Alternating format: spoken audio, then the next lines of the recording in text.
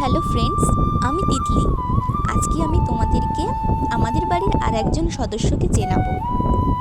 আজকে সকালে আমার ঘুম থেকে উঠতে একটু দেরি হয়ে গেছিলো। ঘুম থেকে উঠে দেখি মায়ের সমস্ত রান্নাই প্রায় কমপ্লিট, আর বাবাইও টুকিটাকি মাকে সাহায্য করে দিচ্ছিল। আমার বাড়িতে বাবার কাছে শান্টু আর রিজু, ওরা দু ভাই পড়তে আসে।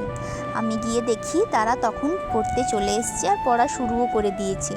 শান্টু পড়ে এলকেজিতে আর রিজু তার দাদা, সে পড়ে ক্লাস 3-তে। আর এদিকে যার সঙ্গে পরিচয় করাবো বলছিলাম, আমাদের রকি, সে তখনও ঘুমোচ্ছে। রকি যখন 10 দিনের ছোট বাচ্চা ছিল তখনই আমার মামা ওকে আমাদের বাড়িতে দিয়ে যায়। ওর মা এক গাড়ি দুর্ঘটনায় মারা গিয়েছিল।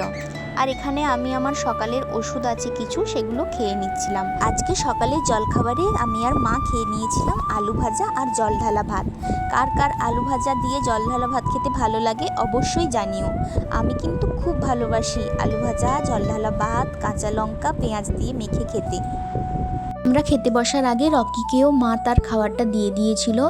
রকির সবথেকে ফেভারিট খাবার হচ্ছে দুধ আর ভাত। মা তাকে দুধ ভাত দিয়ে দিয়েছিল আর সেও খেয়ে নিচ্ছিল। রকির এখন বয়স মাত্র 2.5 বছর মতনই হবে। ও মাছ মাংসের তুলনায় ছোটোবেলা থেকেই দুধ ভাত দিয়ে খেতেই বেশি ভালোবাসে।